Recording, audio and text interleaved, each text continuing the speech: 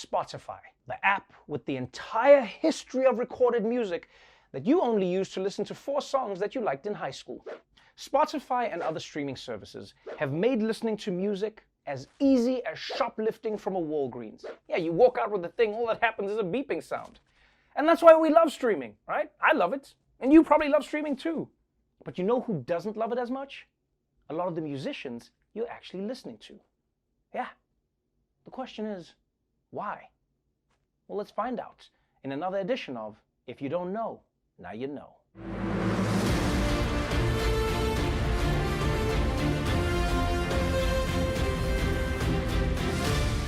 Streaming is a huge part of our lives now. The 2 most important events on the calendar at this point are probably your birthday and the day Spotify Wrapped tells you how basic your musical taste was that year. In fact, it's so much a part of our lives that it's hard to remember that things used to be very different and not so long ago. The internet has changed so many aspects of media consumption, but few have had a more tumultuous relationship with these changes than the music industry. CDs became the standard medium in the 1990s. At the same time, home computers were becoming more commonplace. Software like Napster paved the way for a new era of piracy. CD sales plummeted as more and more people logged on. With the introduction of the iPod and MP3 players, the industry did see a boost from digital downloads, but it wasn't enough to make up for the dwindling physical format sales. The breakthrough came in 2011. Instead of buying and owning songs and albums, we started listening to ads or paying monthly fees in exchange for access to, essentially, all the music in the world. Online streaming music became an $11 billion industry, making up 56% of global music industry revenues in 2019. Spotify has dominated the streaming music industry with about 130 million premium subscribers worldwide. In 2017 alone, Spotify users streamed over 40 billion hours of content. Damn, 40 billion hours? You'd think in that amount of time humans could finish Spotify. Hell, you could finish sounds. After 40 billion hours, you've heard everything. From Kanye to the sound of 6 squirrels having a knife fight. Or maybe that's still Kanye. But the change that brought us to this point happened so quickly. And you know who I feel worst for?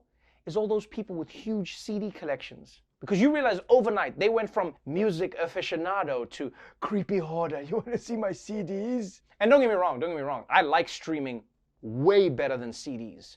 And I think it's much better than downloading the music illegally. You remember those days? Like when it was Napster and all of those? That shit was the Wild West. Every file you downloaded was a mystery. Okay, well, either this is gonna be Who Let the Dogs Out, or a video of a man spreading his butthole open. And moment of truth. Oh, thank goodness, it's just the butthole. So streaming has been the best thing to happen to the music industry since the government created LSD. But even as these services have arguably saved music, they're not exactly sharing the wealth.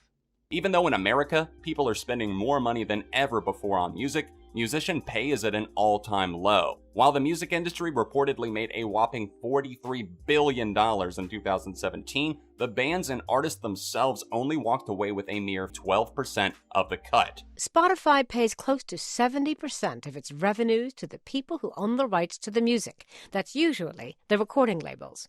The amount artists receive on a single play is minuscule. On Spotify, that number is somewhere around 0.004 cents per play.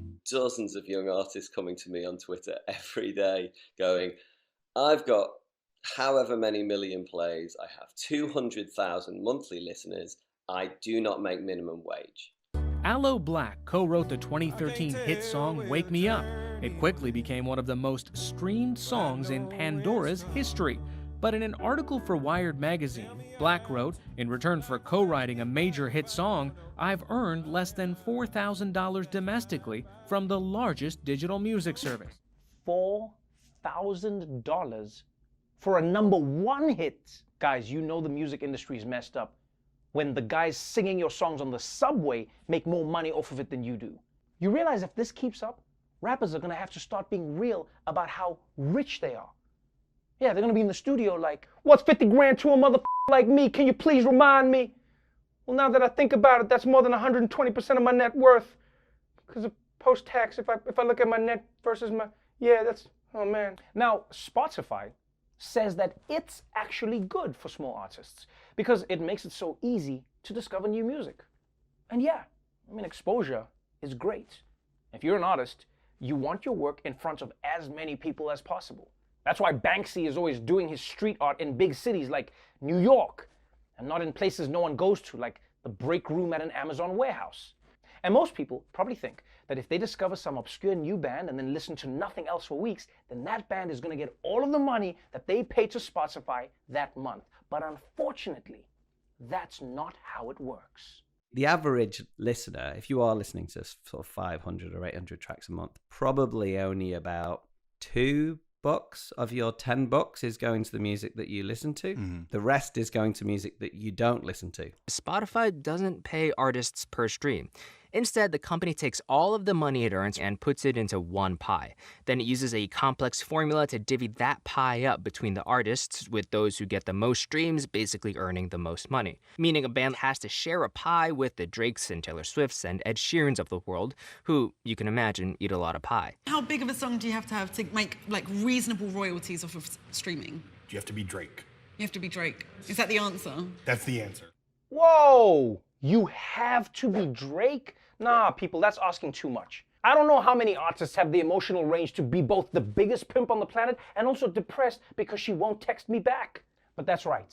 Even if you are way too cool to listen to the top 10 artists on Spotify, they still get most of your money. And the bands that you do listen to get almost none of it. Which is unfair to the musicians, and it's especially unfair to music snobs. Actually, I don't do pop music. I prefer indie bands. Well, I'm sorry to tell you, dude, you just paid for Ariana Grande's new fridge. And because the system is so messed up, artists are now trying to change it. Some want to renegotiate contracts with their record labels to give artists a bigger cut and more control over their music. Others want to make it so that artists get paid at least a penny per stream or change streaming royalties to work more like radio.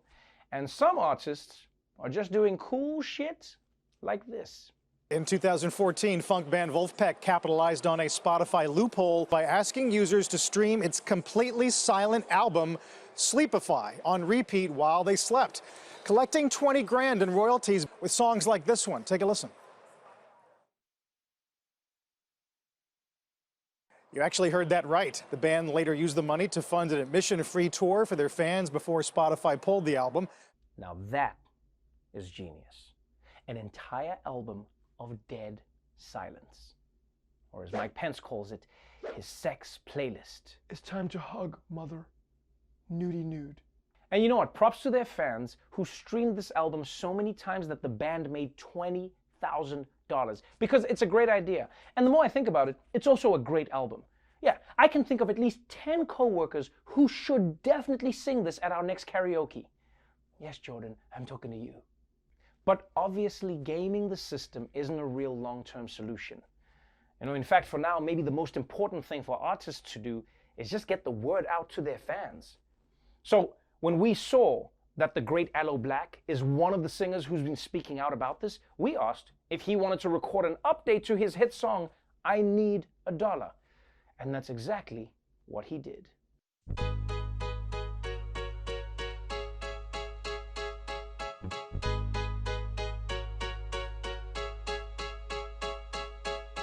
I need a dollar, dollar, dollar is what I need. Well, I need a dollar because streaming ain't working for me. Well, I need a dollar, Mr. Spotify, tell me please. Ain't nobody bought my CD since before 2003. Let me tell you a story, it's gonna sound a little bit dumb. 1 million streams will buy you a brand new pack of gum. The labels are making money, the streaming services too. But if you wrote the song and sang it, all they got is 5 cents for you. Well, I need a dollar, dollar, dollar is what I need. Said I need a dollar because streaming ain't working for me. My album's out now and everybody's listening. Just one little thing that seems to be missing, and that's for someone from somewhere to pay me. I need a dollar, dollar, dollar, that's what I need. I need a dollar, am I really gonna have to plead? The system just ain't working, it must be some mistake, when the only way I could get paid is to change my name to Drake. So come on and shake your